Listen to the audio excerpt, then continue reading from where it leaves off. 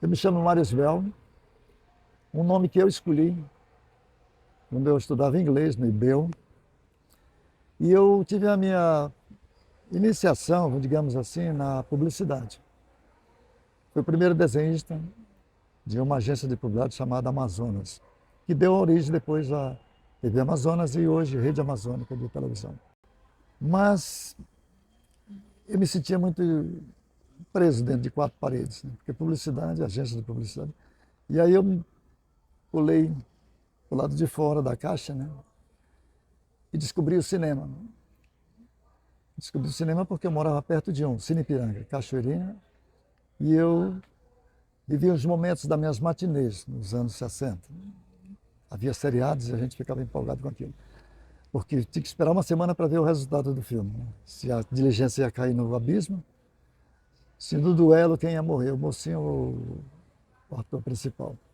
Eu nunca imaginei que iria trabalhar diretamente com os cartazes de cinema, né? E aí aconteceu. Eu cresci, o cinema continuou lá no local e até fui chamado para fazer um painel, O Peixe Assassino, isso na década de 70, meados de 70. E foram grandes produções, como Tango em Paris, Kramer vs. Kramer, A Enxame, não sei o que lá das Torres, papai. Foi quando surgiu o cinema do centro, quer dizer, já existiam outros cinemas que tinham sido extintos, que eram famílias que montavam o cinema. Foram o Guarani, o Guarani manteve até um tempo, mas eu digo a Avenida, com o Odeon, Politeama. Mas aqui tinha uma cadeia de cinemas, né? Tinha a Avenida, o Politeama, o Guarani, o Ideal e o Vitória. E tinha lá na Vila Municipal, ao lado do Palácio Rodoviário, o Cine Ipiranga, que era o maior cinema em termos de público que tinha, né? O meu filme A Selva estreou aqui em Manaus lá, né? Porque tinha muita gente querendo ver, muito amigo pedindo convite e tal. Aí fizemos lá e realmente lotou lá no Cine Ipiranga. Olha só quanto tambaqui!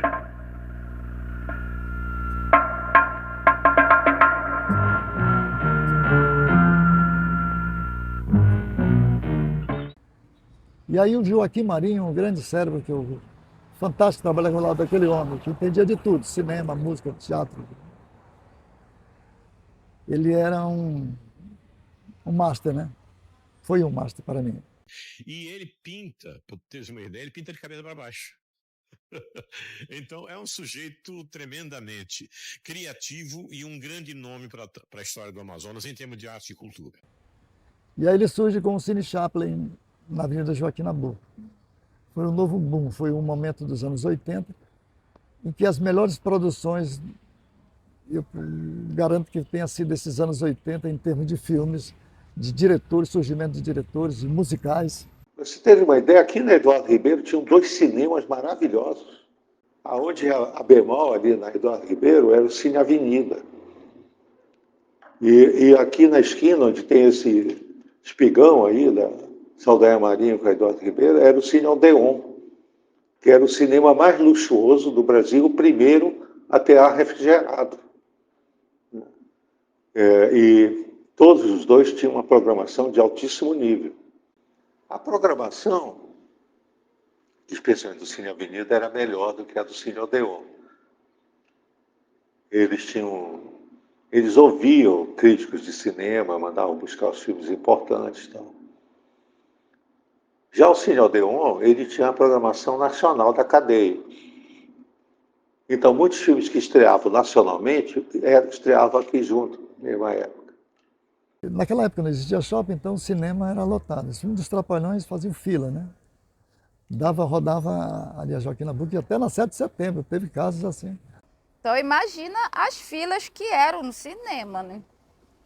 E principalmente quando tinha algum filme bastante falado, se um filme que não era tão badalado assim já tinha bastante fila, imagina, por exemplo, quando era algo como Titanic, por exemplo, algo que filme bastante comentado até hoje. Então, era cinema cheio sempre. Eu também arranjei logo um emprego como crítico de cinema, então eu não pagava. A não ser quando falava mal de um filme, que eu chegava, o senhor olha e dizia, não, você vai ter que pagar, você esculhambar o filme de outra, né? Vai pagar. Eu pagava, eu entrava, né? Mas, em geral, não pagava, não, porque eu fazia crítica, né? Divulgava os filmes. O senhor chegou a conhecer a Dona Yaya do cinema? Como? A Dona Yaya do cinema? Evidente, quem não conhecia a Dona Yaya? Era a única crítica cinematográfica oficial. Você chegava lá, ela dizia, meu filho, você vai ver esse filme? Aí eu dizia, Dona Yaya, a senhora já viu, meu filho? Eu chorei tanto, é uma miséria, uma miséria. Eu não recomendo. Era de vida seca. Era Vidas Secas. Outros também. Dizia, não, isso é uma pouca vergonha nessa filme. E é um filme mexicano, é uma pouca vergonha. A moça, ela parece nua em pelo. Esse Emanuele, ele foi interessante porque o Papa veio a Manaus e se hospedou na Arquidiocese de Manaus, ali na Joaquim Nabuco. E a Emanuele estava exposta, em cartaz, acho que foi um dos primeiros filmes, né, a mostrar os seios de uma atriz, que era a Silvia Cristel. Né? E foi um corre-corre danado porque o Papa ia levantar, ia seguir, passar em frente ao cinema com o Batmóvel, lá, o Papa Móvel, né? Ia ver os seios, e é uma preocupação do Joaquim Maria, era que não. E eu fui às pressas lá cobrir de tarja preta e botei isso. Seja bem-vindo à sua santidade. Tá? Outro caos, né, a gente chama de caos, né, que aconteceu no meu estágio de ilustrador de cartaz de cinema, é o desaparecimento de 2 cartazes que até hoje não foram encontrados. Deve estar na casa de algum colecionador ou já não existem mais. Foi o Sylvester Stallone, que estreava no cine, ao lado do Politeama, no Cine Grande Otelo, chamado A Missão. Era um cartaz pequeno, ele segurando a metralhadora. A gente tinha o hábito de colocar os cartazes de madrugada para amanhecer, fazendo chamada para o público, né? O público vivia disso, né? Era o jornal, então os cartazes.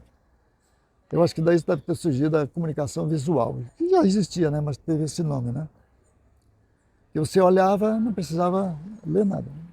E esse cartaz sumiu. Novamente eu estou lá às pressas para botar o nome do filme, porque senão o público não... Um segundo cartaz foi no Cinema Novo, que eu também atendia. É o Príncipe de Nova York. Então são essas historietas assim que é interessante contar. O Cine Avenida não tinha refrigerado. Embaixo da tela tinha 2 bocas com um ventilador que parecia um furacão. É claro que as garotas, nossas amigas, não gostavam de sentar nas 15 primeiras filas. Sentavam lá atrás que o vento não chegava, senão despenteava. E você lembra que naquela época o cabelo era todo com laque alto, né? Aí depois parecia a Torre de Babel quando ruía, né? Depois de passar pelos ventiladores do Cine Avenida, né? Bom, as memórias que eu tenho, as mais tenras, são da minha adolescência, do cinema de rua. Lugar que eu ia com minhas amigas, ia para ver filme. Às vezes eu via filme 2, 3, 4, 5 vezes. E a maioria das vezes eu ia para namorar, né, para ninguém me ver, porque eu queria muito, né, me esconder daquilo, com medo do meu pai e da minha mãe saber. Muito dessa galera deve ter dado o primeiro beijo no cinema. Quem sabe até assistindo Titanic. E alguns momentos, para alguns, era uma algazarra tão grande que quem queria assistir mesmo o filme era melhor ir em sessões em que a molecada realmente não estava. Porque a parte chata desse processo era que muitos usavam o cinema como válvula de escape para se esconder enquanto estava gazetando. Mas, infelizmente, não era para prestigiar o filme. Mas tudo na vida tem seus prós e contras. Às vezes eu faltava aula para ir no cinema. De vez em quando, a mamãe vai saber disso depois. Mas, enfim, era onde a gente encontrava nossos amigos. Eu tinha 3 amigos que moravam em frente do cinema, 3 irmãos. Onde a gente ia para namorar, onde a gente ia, às vezes tinha um lançamento nacional do filme, então eu vi o Lauro Corona no lançamento de Bete Balanço, no Cine Chaplin, com a Taiko Nakajima, que é uma modelo e hoje é uma empresária belíssima, manauara. Então, assim, é muito marcante assim o cinema mesmo na minha vida, eu como consumidora e frequentadora. E, apesar de todos os contras, uma moçada começou a ter uma ligação maior com filmes, com cinema, até por causa disso. Então, o cinema de rua estava ali pertinho, e então era algo muito comum a gente estar por lá. Hoje, acho que cinema é mais vídeo, né? Hoje em dia, com a TV, o cinema perdeu muito. Eu acho pobreza. Assim, o que eu me recordo da questão da transição do cinema de rua para de shopping, tem todo um contexto, porque a relação que a gente tinha com o shopping nos idos dos anos 90 era uma, e hoje já é outra. Hoje o shopping ele é mais associado à questão da praticidade, da gente poder fazer diversas coisas num único lugar. A questão do conforto sempre esteve envolvida. Porém, nos anos 90, tinha um certo quê de status ir para o shopping, passear no shopping para várias famílias, tinha questão de status. Então era muito comum tudo que era adolescente, às vezes, encher o saco dos pais, né? Eu quero passear no shopping. Uma recordação que eu tenho, das vezes, da minha mãe, ela dizer justamente: mas menina, tem cinema aqui no centro, é mais barato, tem sorvete. O cinema ele muda nos anos 90 com a chegada do Amazonas Shopping, né? E eu demoro um pouco para frequentar, né? Eu estou iniciando já a minha família, já estava casada, tendo meu primeiro filho, então passei muito tempo sem ir no cinema. E quando eu volto a frequentar o cinema bastante, é no shopping, e aquilo me marca, porque é bem diferente, é uma coisa muito corporativa, muito iluminada. Antes, quando eu ia no cinema, dos cinemas tradicionais de Manaus, era tudo muito escurinho, era tudo muito pequenininho, era mais aconchegante, sabe? Mas também é uma coisa mais simples. Enquanto que 10 anos depois eu volto aos cinemas, está mais sofisticado, está mais confortável, inclusive, e mais iluminado, mais iluminado e assim bem impactantemente mais seguro. Quando na hora que entra, na hora que sai, me sentia mais segura. E uma coisa que me marcou muito é a mudança da divulgação, né? No Cine Chaplin, no Cine Oscarito, em todos os cinemas da rede do Joaquim Marinho, sempre tinha a arte do Marius Bell, que era uma coisa que a gente já imaginava, assim, nossa, que coisa linda, foi pintado à mão, isso aqui, né? E já nos anos 90, já aquela coisa da arte impressa. E aí eu sinto falta disso, porque é uma marca dos cinemas de Manaus, a arte dos cartazes feito à mão. É que conforme foi mudando a relação do cidadão com o shopping center, isso também impactou na relação com o cinema de rua. Porque no shopping, né, as pessoas encontram estacionamento, saem do cinema, já estão num ambiente refrigerado. E estrategicamente, os cinemas já são localizados junto das praças de alimentação. Quer dizer, é toda uma logística de consumo, né? E esse consumo está justamente associado à praticidade, o que nem sempre se tinha no cinema de rua. Eu não frequento os cinemas do shopping. É muito raro. Não me sinto atraído, sabe? Só se for um filme, eu esperei, por exemplo, hoje você tem Netflix, tem essas coisas todas, né? Porque não é a mesma coisa. O cinema de antigamente, além de você ficar na fila, era aquela coisa, né, animação para você chegar e entrar, era um outro período, né? Era insuportável o shopping, porque ficavam os moleques lá ligando o celular, dizia, fulano, olha, estou ligando, pega o teu celular no meio do filme. Eu parei de ir, porque eu estava com vontade de comprar um revólver para bater esse pessoal lá. Eu ia acabar na penitenciária, claro. Aí eu parei de ver. Como é fácil você conseguir o DVD, né? Então eu esperava sair DVD, comprava o DVD e ficava assistindo lá em casa, tem uma TV grande. Mas ainda confesso que tenho uma certa nostalgia de ir para o cinema do centro e, no meu caso, como moradora do centro, tinha toda a nostalgia de descer a 7 de setembro para ir para o Chaplin ou ali para o Grande Otelo, na Getúlio Vargas, tomar sorvete e bater perna pelo centro. Que o centro, na minha humilde opinião, ele tem uma atmosfera, além de ser carregada de história, muito mais humana. Não é aquela coisa vitrificada das vitrines de um shopping com preços e afins. Sei que o shopping é um conglomerado cheio de trabalhadores, empresas, a gente tentando sobreviver, mas o centro, ele respira uma alma muito mais diversa.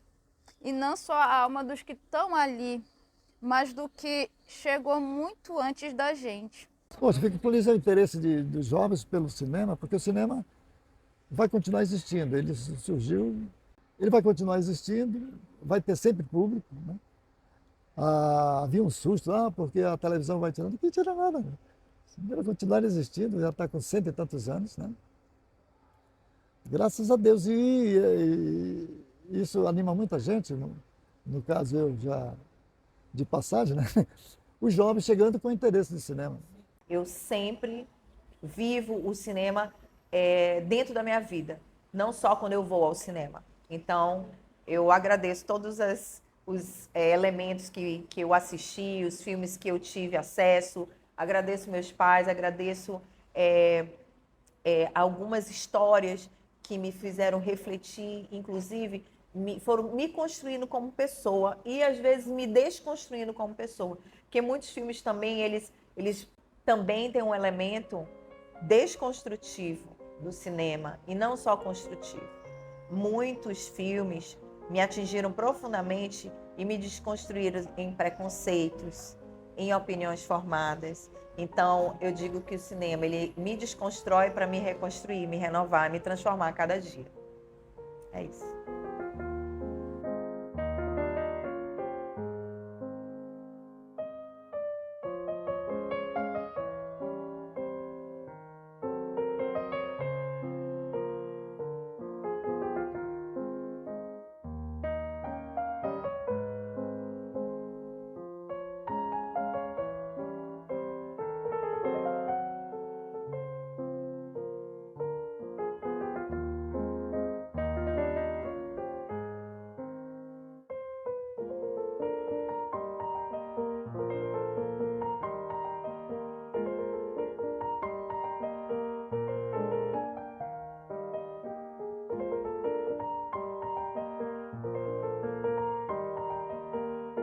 Quem sabe um dia, agora, depois dessa entrevista, que eu acho que me estimulou, assim, me deu vontade de acompanhar eles num filme adolescente, né? Porque hoje os adolescentes são tão independentes que quase os pais não vão. Mas eu acho que eu agora vou voltar a ter essa experiência. Eu quero. Então é aquele que tá lá em cima, viu?